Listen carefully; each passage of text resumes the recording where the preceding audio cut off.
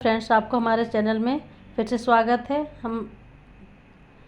आज हम देखेंगे दुमका जिला का चौकीदार सेट 2। ये क्वेश्चन है, प्रैक्टिस सेट है और एमसीक्यू फॉर्म में है, तो इसे आप ज़रूर देखें। इसके पहले दुमका जिला का सेट एक सेट आ चुका है, तो अगर आप इसे नहीं देखें तो प्लीज़ उस पहले सेट 1 को जाके देख लें। और अगर आप हमारे चैनल में नए हैं तो प्लीज़ चैनल को लाइक, शेयर एंड सब्सक्राइब करें, ताकि आपको आगे आने वाली वीडियो का नोटिफिकेशन मिल सके और आप इसका लाभ ले सकें। तो चलिए हम बिना वक्त का ज़ाया करते हुए क्वेश्चन नंबर 1 की ओर बढ़ते हैं। तो आज का हमारा फर्स्ट क्वेश्चन है, मौलिकछा मंदिर। पूछा जा रहा है मौलिकछा मंदिर का निर्माण किसके द्वारा करवाया गया है। तो ऑप्शन ए में है चेरो राजा प्रताप राय, बी में है सिंह राजा सिंहवंश और सी में ननकर राजा बसंत राय। और बस ऑप्शन नंबर सी तक है ना। तो आपको तीन में ही आंसर देना है। तो आप लोग कुछ समय लेके इसका कमेंट कीजिए या तो अपना एनालिसिस करते जाइए इसका राइट आंसर क्या होना चाहिए। तो चलिए, आई होप आप लोगों ने आंसर दे चुका होगा। तो इसका राइट आंसर हो जाएगा सी, ऑप्शन नंबर सी हो जाएगा। नानकर राय बसंत राय के द्वारा मौलिकछा मंदिर का निर्माण किया गया है। और मौलिकछा मंदिर जो है दुमका में, यहाँ पे सिर्फ मस्तक का पूजा होता है ना। यहाँ मौलिकछा मंदिर में सिर्फ मस्तक का पूजा होता है। तो चलिए क्वेश्चन नंबर नेक्स्ट की ओर हम बढ़ते हैं। क्वेश्चन नंबर 2 है हमारा, झारखंड की सेकेंड सबसे बड़ी जनजाति, यानी झारखंड की दूसरी सबसे बड़ी जनजाति क्या हो जाएगा। इसका नाम बताना आपको। ऑप्शन ए में है मुंडा जनजाति, बी में संथाल, सी में हो या डी है उरांव। तो बताइए इसका आंसर। तो इसका झारखंड की पहली जनजाति जो होगी, सबसे बड़ी जनजाति, ये तो संथाल हो जाएगा। दूसरा नंबर में आएगा उरांव, है ना। और तीसरा नंबर में आएगा मुंडा और फोर्थ में होगा हो। तो इसका राइट आंसर हो जाएगा डी, उरांव। झारखंड की सेकेंड सबसे बड़ी जनजाति जो है उरांव है। क्वेश्चन नंबर 3 की ओर हम बढ़ेंगे। क्वेश्चन नंबर आज का 3 है, संथाली भाषा की लिपि क्या है। तो आप लोग को इसको पता ही होगा। देखिए, दुमका जिला का क्वेश्चन है, तो दुमका में सबसे ज़्यादा जो है संथाल जनजाति है, रांची के जैसा। तो संथाल के अलावा और भी वहाँ पे ट्राइबल्स पाए जाते हैं। तो क्वेश्चन नंबर 3 है हमारा, संथाली भाषा की लिपि पूछा जा रहा है ना, कि लिपि क्या है। तो ऑप्शन ए में है औलचिकी, नेक्स्ट अपर लिपि, सी है देवनागरी या डी है गुरुमुखी। तो आप लोग इसका आंसर अपने आप में देते जाइए, और अगर नहीं पता हो तो इसे नोट भी कर लीजिए। तो देखिए, गुरुमुखी जो है, गुरुमुखी तो पंजाबियों का है, देवनागरी तो हिंदी का हो जाएगा लिपि। और यहाँ पे राइट आंसर हो जाएगा इसका ए, औलचिकी जो है किसके द्वारा दिया गया है। अगर आपको पता है तो आप इसे कमेंट में बता सकते हैं। इसका औलचिकी का जो आविष्कारक था ये थे रघुनाथ मुर्मू, है ना, पंडित रघुनाथ मुर्मू, जो उड़ीसा के रहने वाले हैं। तो क्वेश्चन नंबर 4 की ओर हम बढ़ेंगे। क्वेश्चन नंबर 4 है हमारा, संथाली भाषा को संविधान की किस अनुसूची में जोड़ा गया है। तो देखिए, हमें पता है कि भारत के संविधान में टोटल 22 भाषा दिया गया है ना, जो कि इसमें से एक संथाली भाषा को भी ऐड किया गया है। तो अगर आप लोग को डेट पता होगा तो इसे कमेंट में ज़रूर बताइए कि संथाली भाषा को भारतीय संविधान की अनुसूची में कब जोड़ा गया था। तो बताइए। और यहाँ पे पूछा जा रहा है किस अनुसूची में जोड़ा गया, यानी किस शेड्यूल में, ठीक है। तो ऑप्शन ए है 9वीं अनुसूची, बी में 8वीं, सी है 10वीं अनुसूची और डी है 12वीं अनुसूची। तो इसका राइट आंसर हो जाएगा 8वीं अनुसूची में। संथाली भाषा को 8वीं अनुसूची में जोड़ा गया है, संविधान की 8वीं अनुसूची में। तो क्वेश्चन नंबर 5 है हमारा, संथाल जनजाति में गोत्र को क्या कहते हैं ना। ये गोत्र जो चिन्ह होता है, गोत्र को चिन्ह भी बोला जाता है। जैसे गोदना, हम लोग क्या बोलते हैं, गोदना वगैरह लेते हैं ना, अभी जो टैटू करवाते हैं तो उस समय गोदना कहा जाता था, जो अभी इसका इंग्लिश फॉर्म हो गया टैटू। तो इसका ऑप्शन ए है पौन, बी है गोत्र, सी है टोटम या डी है सभी। ये सभी बोला जाता है। तो देखिए, पौन तो होगा नहीं, पौन जो है ये वधु मूल्य होता है। तो गोत्र तो एक गोत्र होता है जिसका सभी में गोत्र पाया जाता होगा। तो इसका राइट आंसर हो जाएगा सी, टोटम। 5 का सी हो जाएगा टोटम। संथाल जनजाति में गोत्र को टोटम बोला जाता है ना। तो चलिए नेक्स्ट क्वेश्चन आज का हमारा है क्वेश्चन नंबर 6। क्वेश्चन नंबर 6 पूछा जा रहा है, संथाल जनजाति पहाड़ के देवता को क्या बोलते हैं। तो देखिए हम इसलिए इसमें ट्रैवल से क्वेश्चन रखे हैं ना, कुछ कुछ क्वेश्चन ट्रैवल से देता है, तो हम लोग ज़्यादा नहीं ट्रैवल्स के बारे में अंदर जाएंगे, लेकिन 4 ट्रैवल्स ऐसे हैं जिसको पढ़ना ज़रूरी है। संथाल हो गया, उरांव, मुंडा हो, कम से कम 4-5 जनजाति पढ़ लीजिएगा तो आप लोग का इससे क्वेश्चन बाहर नहीं जाएगा। तो इसका ऑप्शन ए में है ओडाक बोंगा, बी में है जाहिर एरा, सी में है इकिर बोंगा और डी में है मरांग बुरू। तो आप लोग इसका आंसर दीजिए। तो देखिए यहाँ पे जो चारों ऑप्शन है ना, तो चारों ऑप्शन का कुछ ना तो कुछ मीनिंग है। ओडाक बोंगा जो होता है ग्राम देवता के बोला जाता है संथालों में। इकिर बोंगा जो होता है जल देवता होता है। जाहिर एरा और है डी में है मरांग बुरू। तो इसका राइट आंसर हो जाएगा डी, मरांग बुरू। संथाल जनजाति में पहाड़ के देवता को मरांग बुरू कहा जाता है। तो क्वेश्चन नंबर नेक्स्ट की ओर हम बढ़ेंगे। क्वेश्चन नंबर 7 है हमारा, राजमहल का पुराना नाम क्या है। तो देखिए राजमहल यानी संथाल परगना जो है इसका एक समय में राजमहल भी कहा जाता है। तो यहाँ पे पूछा जा रहा है राजमहल का पुराना नाम। अभी भी वहाँ पे राजमहल नाम करके गांव है, शायद प्रखंड भी है। तो इसका पुराना नाम बताइए। ऑप्शन ए में है आग महल, बी में है राजकमल, सी में रानी महल या डी में है चांद महल। तो अगर आप लोग को पता होगा तो इसका आंसर दीजिए, अगर नहीं पता है तो कमेंट में ज़रूर बताइए। अगर आपको कुछ इस सेशन में आपको कुछ कुछ नए क्वेश्चन भी देखने को मिलेंगे जो बहुत कोई सब नहीं करवाते हैं। लेकिन देखिए क्वेश्चन कहाँ से आ जाए, डिस्ट्रिक्ट वाइज क्वेश्चन है तो कहीं से भी पूछ सकता है, डिस्ट्रिक्ट से तो कवर करना ही पड़ेगा ना। तो इसका आंसर हो जाएगा राइट आंसर आग महल। राजमहल का पुराना नाम जो है आग महल है, जो संथाल परगना के अंतर्गत आता है। क्वेश्चन नंबर 8 की ओर हम बढ़ेंगे। क्वेश्चन नंबर 8 है हमारा, जबरा पहाड़ियाँ। पूछा जा रहा है जबरा पहाड़ियाँ, खूंखार डाकू और रॉबिन हुड के नाम से किस क्रांतिकारी को जाना जाता है। तो किस क्रांतिकारी को जाना जाता है आप लोग बताइए। तो ऑप्शन ए में है सिद्धू मुर्मू, बी में कान्हू मुर्मू, सी है तिलका मांझी या डी बिरसा मुंडा को। तो जबरा पहाड़िया के नाम से तो आप लोग भले खूंखार डाकू ना सुने हो, रॉबिन हुड ना सुने हो, लेकिन जबरा पहाड़िया तो सुने ही होंगे।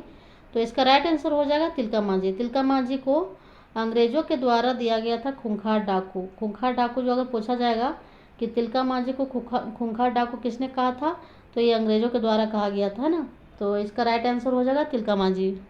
क्वेश्चन नंबर 9 है हमारा, भूमिज विद्रोह का कालक्रम क्या था। यानी भूमिज विद्रोह जो है ये क्यों कब लड़ा गया था वही पूछा जा रहा है। तो बोकारो ज़िला में जैसे हो विद्रोह या कोल्हान विद्रोह पूछा गया था, हो विद्रोह या शायद मुंडा विद्रोह या कुछ ऐसा क्वेश्चन आया था। तो इस हो सके आप लोग का क्वेश्चन कुछ ना तो कुछ देखने को मिल जाए विद्रोह से, आंदोलन से। तो इसलिए इसमें देखिए पूछा जा रहा है भूमिज विद्रोह का कालक्रम। तो इसका ऑप्शन बता देते हैं। इसका ए में है 1820 से 22, बी में है 1767 से 77, सी 1832 से 33 या डी 1890 से 95। तो देखिए चारों जो है चारों ऑप्शन जो है ये किसी न किसी आंदोलन से जुड़ा हुआ है। तो 1820 बाय हो जाएगा ये हो विद्रोह। 1820 बाय जो है ये हो विद्रोह से संबंधित है। 1867 से 77 तक ढाल विद्रोह हो जाएगा और 1890 से 95 तो ये सबको पता होगा बिरसा आंदोलन। लेकिन ऑप्शन नंबर यहाँ पे सी जो 1832 से 33 यही हो जाएगा भूमिज विद्रोह। ठीक है, तो इसका राइट आंसर हो जाएगा सी। क्वेश्चन नंबर हमारा क्वेश्चन नंबर 9 और क्वेश्चन नंबर 10 की ओर हम बढ़ते। तो क्वेश्चन नंबर 10 है हमारा, फूलो जानो। क्वेश्चन नंबर 10 पूछा जा रहा है फूलो झानो किस विद्रोह से जुड़ी थी। तो फूलो झानो तो पता होगा, सिद्धो कान्हू फूलो झानो ये चारों भाई बहन थे। तो ऑप्शन ए में सिपाही विद्रोह से जुड़े थे, हो विद्रोह, तिलका विद्रोह या डी संथाल विद्रोह। तो आई होप आप लोग इसका आंसर आप लोग को पता होगा, तो प्लीज़ कमेंट में बताइए। तो यहाँ पे सारा विद्रोह जो दिया है सिपाही विद्रोह कब हुआ था, अगर आप लोग को डेट के साथ पता होगा तो डेट भी रिकॉल करते जाइए। इससे क्या होगा ना, आप लोग का रिपीटेशन करने से, प्रैक्टिस करने से क्वेश्चन गलत होने की संभावना कम होती है। तो इसका राइट आंसर हो जाएगा संथाल विद्रोह। जो संथाल विद्रोह कब हुआ था 1855 से 56 में, है ना। तो फूलो झानो किस विद्रोह से जुड़ी हुई थी, संथाल विद्रोह से। क्वेश्चन नंबर हम 11 की ओर बढ़ते हैं। क्वेश्चन नंबर 11 है हमारा, करो या मरो।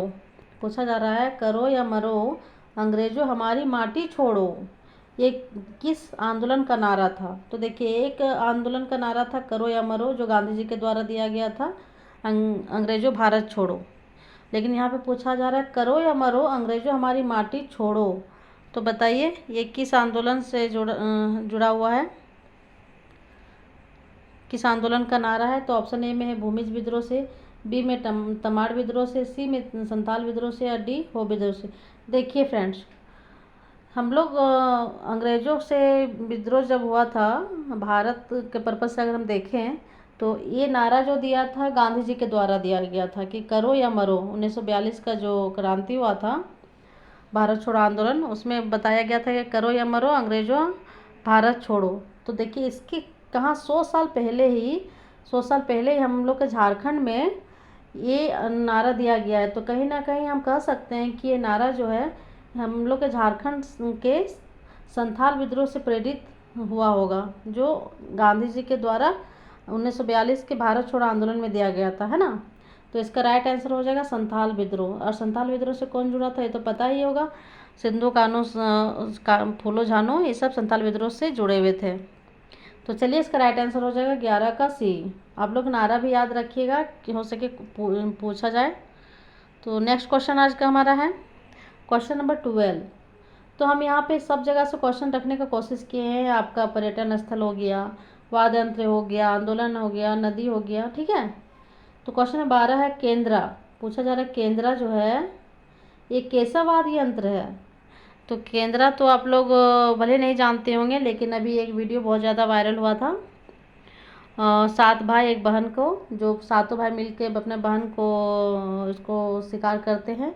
तो उसमें केंद्रा का प्रयोग आपको दिखाया गया होगा, है ना। तो पूछा जा रहा है कि कैसा वाद्य यंत्र है? तो ऑप्शन ए में तंतु वाद्य यंत्र, सुशिर वाद्य यंत्र, ताल वाद्य यंत्र, या इनमें से कोई नहीं। तो कल के सेशन में हम बताए भी थे कि ये हम वाद्य यंत्र मुख्य वाद्य यंत्र जो होते हैं 3 प्रकार के होते हैं। जैसे सुशिर वाद्य यंत्र को हम लोग फूंक के बजाते हैं। ताल वाद्य जिसमें आवाज़ आता है, हाथ से बजाया जाता है। और तंतु वाद्य यंत्र जो होता है ये तार का होता है ना, जिसमें तार के सहारे बजाया जाता है, एक उंगली, एक फिंगर या 2 फिंगर से। जिससे हम लोग बोल सकते हैं वायलिन बोल सकते हैं, एक तारा बोल सकते हैं। उसी तरह से इसका राइट आंसर हो जाएगा तंतु वाद्य यंत्र। केंद्रा जो होता है इसको उंगली के सहारे बजाया जाता है। तो 12 का ए हो जाएगा। क्वेश्चन नंबर 13 की ओर हम बढ़ेंगे। क्वेश्चन नंबर 13 है हमारा किस वाद्य यंत्र को झारखंड का वायलिन भी कहा जाता है? अब यहाँ पे क्वेश्चन है किस वाद्य यंत्र को झारखंड का, यानी ये JH है, आप लोग शॉर्ट में हम इसको JH लिखे हैं, झारखंड का वायलिन कहा जाता है। तो ऑप्शन ए में है एक तारा, बी में भुआंग, सी है केंद्रा, ये डी है बनम। ये सब वाद्य यंत्र है। तो इसका राइट आंसर हो जाएगा केंद्रा। झारखंड का वायलिन जो है इसे केंद्रा को कहा जाता है। तो 13 का हो जाएगा सी। क्वेश्चन नंबर 14 की ओर हम बढ़ेंगे। क्वेश्चन नंबर 14 है हमारा छऊ नृत्य। पूछा जा रहा है छऊ नृत्य की कितनी प्रमुख शैलियाँ पाई जाती है? यहाँ पे की होगा छऊ नृत्य की कितनी प्रमुख शैलियाँ पाई जाती है? तो ऑप्शन ए में 2, 3 या 4 या 5। तो इसका आंसर आप लोग बताइए। अगर आप लोग को इसका PDF चाहिए तो आप हमारे टेलीग्राम चैनल से भी जुड़ सकते हैं। टेलीग्राम का लिंक डिस्क्रिप्शन में दिया गया है। तो बताइए इसका आंसर क्या होना चाहिए। तो देखिए छऊ नृत्य जो है इसकी 3 प्रमुख शैलियाँ पाई जाती है ना, 3 प्रमुख शैलियाँ पाई जाती है। जिसे हमारा हो गया सरायकेला, एक छऊ नृत्य शैलिया है, मयूरभंज उड़ीसा में है, और एक पश्चिम बंगाल पुरुलिया में है। तो मुख्य रूप से 3 है, उसके बाद और भी हो सकता है, लेकिन मुख्य अगर देखा जाए तो 3 ही है और हमको यही पढ़ना है। क्वेश्चन नंबर 15 है हमारा पाइका नृत्य। ये एक नृत्य भी है, झारखंड से संबंधित है। क्वेश्चन 15 पूछा जा रहा है पाइका नृत्य किस रस यहाँ पे पूछा जा रहा है किस रस की प्रधानता पाई जाती है? किस रस की प्रधानता पाइका नृत्य में किस रस की प्रधानता पाई जाती है? ऑप्शन ए है वीर रस, बी है श्रृंगार रस, सी है वैराग्य रस, या डी है इनमें से कोई नहीं। तो मुख्य रूप से 9 रस पाए जाते हैं। आप लोग रस वगैरह पढ़े होंगे व्याकरण में, हिंदी व्याकरण वगैरह में। तो यहाँ पे पूछा जा रहा है पाइका नृत्य में किस रस का प्रधानता पाया जाता है? पाइका जो है सिपाहियों से संबंधित है, जो सिपाहियों को मोटिवेट करने के लिए ये पाइका नृत्य का शायद आविष्कार किया गया हो। तो यहाँ पे इसका राइट आंसर हो जाएगा वीर रस को उत्साह रस भी कहा जाता है ना। इस उत्साह के साथ ये जब डांस होता है इसको उत्साह के साथ दिखाया जाता है, जिसमें जो इसका डांस करते हैं शायद इसमें मुखौटा का भी प्रयोग किया जाता है, मोर की कलगी का प्रयोग किया जाता है, ढाल बरछी का प्रयोग किया जाता है और इसके साथ ही इसका आयोजन किया जाता है। तो चलिए क्वेश्चन नंबर आज का हमारा 16 है। क्वेश्चन नंबर 16 है, किस नृत्य को अग्नि नृत्य भी कहा जाता है। देखिए पूछा जा रहा है किस नृत्य को अग्नि नृत्य भी कहा जाता है। ऑप्शन ए में छऊ नृत्य, बी में मांडा नृत्य, सी में झूमर या डी में जतरा नृत्य। तो बोकारो जिला चौकीदार का जो एग्ज़ाम हुआ था उसमें मंडा से संबंधित क्वेश्चन दिया गया था कि मंडा में जो आग का प्रयोग होता है, इसी तरह से कुछ क्वेश्चन दिया गया था। तो देखिए त्यौहार से भी हम क्वेश्चन दिए हैं, नृत्य से भी, अग्नि से, नदी वगैरह सबसे क्वेश्चन लिए हैं। तो आई होप आप लोग को क्वेश्चन का सेशन पसंद आ रहा होगा। तो प्लीज़ इसे लाइक शेयर एंड सब्सक्राइब भी कीजिए और इसी तरह से अच्छे अच्छे वीडियो पाने के लिए आप हमारे चैनल से जुड़ सकते हैं। तो इसका राइट आंसर हो जाएगा मंडा नृत्य को अग्नि नृत्य भी कहा जाता है ना, मंडा नृत्य को अग्नि नृत्य भी कहा जाता है। तो क्वेश्चन नंबर 17 की ओर बढ़ेंगे। क्वेश्चन नंबर 17 है हमारा, क्वेश्चन नंबर 17 है झारखंड का पूर्व से पश्चिम पूछा जा रहा है, झारखंड का पूर्व से पश्चिम की लंबाई कितनी है। तो इसका आंसर दीजिए आप लोग। झारखंड का पूर्व से पश्चिम की लंबाई पूछा जा रहा है। तो ऑप्शन ए में है 380 किलोमीटर, बी है 412 किलोमीटर, सी में है 450 किलोमीटर या डी है 463 किलोमीटर। तो पूरब से पश्चिम, पूरब यानी हो गया आपका साहेबगंज से लेकर इधर पश्चिम आपका हो गया लातेहार तरफ। तो इसका बताइए पूरब से पश्चिम 400, इसका राइट आंसर हो जाएगा 463 किलोमीटर, ऑप्शन नंबर डी। और अगर उत्तर से दक्षिण पूछा जाए तो हो जाएगा 380 किलोमीटर। ठीक है, तो ये सब दिमाग में आप लोग रखते जाइए। क्वेश्चन नंबर 18 हम देखेंगे। तो क्वेश्चन नंबर 18 है हमारा, लावालौंग पूछा जा रहा है, लावालौंग अभ्यारण्य जो है किस जिले में स्थित है। ऑप्शन ए में है लातेहार, बी है कोडरमा, सी है दुमका या डी है देवघर में। तो इसका आंसर दीजिए आप लोग। तो आई होप आप लोग इसका आंसर पता होगा। तो इसका राइट आंसर हो जाएगा लातेहार में। लावालौंग अभ्यारण्य जो है कहाँ पे है, लातेहार में है। और किस लावालौंग अभ्यारण्य जो है किस जानवर के लिए ज़्यादा फेमस है, तो इसका आंसर आप लोग कमेंट में ज़रूर बताइएगा। चलिए क्वेश्चन नंबर 19 की ओर हम बढ़ते हैं। क्वेश्चन नंबर 19 है हमारा, क्वेश्चन नंबर 19 है, वर्तमान में पूछा जा रहा है जामा विधानसभा से विधायक कौन है। तो ऑप्शन ए में है बसंत सोरेन, बी में सीता सोरेन, सी है बादल पत्रलेख या डी इनमें से कोई नहीं। तो बताइए इसका आंसर। तो देखिए दुमका में कितने विधानसभा है, बताए थे कल 4 विधानसभा है ना। तो ये तीनों जो है बसंत सोरेन, सीता सोरेन, बादल पर, बताइएगा आप लोग कहाँ कहाँ से ये सब विधायक है अभी वर्तमान में। तो इसका राइट आंसर हो जाएगा बी, सीता सोरेन। जामा विधानसभा से सीता सोरेन विधायक है।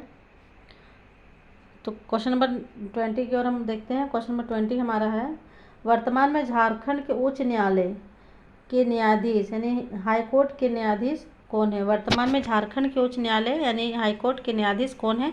ऑप्शन ए में विद्युत रंजन सारंगी, बी में धनंजय वाई चंद्रचूड़, सी है सुजीत नारायण प्रसाद या डी विनोद कुमार गुप्ता।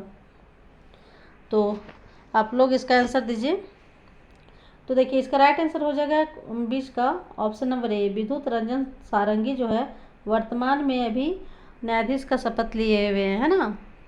तो इसका राइट आंसर हो जाएगा ए। क्वेश्चन नंबर हम 21 की ओर बढ़ेंगे। क्वेश्चन नंबर 21 है हमारा, राज्यसभा के सदस्यों का कार्यकाल पूछा जा रहा है। राज्यसभा के सदस्यों का कार्यकाल कितने वर्षों का होता है। ऑप्शन ए में 5 वर्ष, बी है 6 वर्ष, सी है 3 वर्ष या डी है 4 वर्ष। तो राज्यसभा का सदस्यों तो आपको पता ही होगा।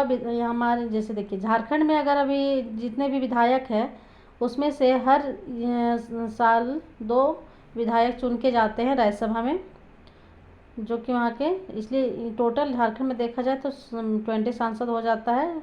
14 सांसद जो है क्षेत्रीय हो जाते हैं और 6 चुन के जाते हैं ना।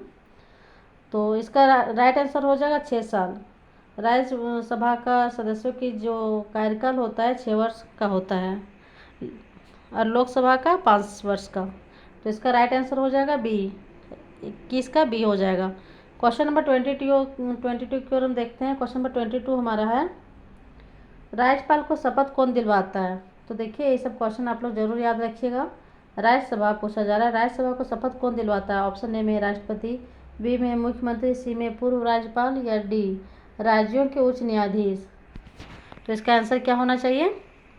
तो देखिए राष्ट्रपति नहीं दिलवाएगा, है ना। राज्यपाल को शपथ कौन दिलवाता है। तो जो राज्यपाल जो है जिस राज्य में भेजे जाते हैं, राष्ट्रपति के द्वारा भेजे जाते हैं, वहाँ के हाई कोर्ट के जो उच्च न्यायाधीश होते हैं वही उनको शपथ दिलवाते हैं। ठीक है, जो स्टेट में जाएंगे वहीं के न्यायाधीश इनको शपथ दिलवाएंगे। तो इसका राइट आंसर हो जाएगा राज्यों के उच्च न्यायाधीश, यानी 22 का डी हो जाएगा।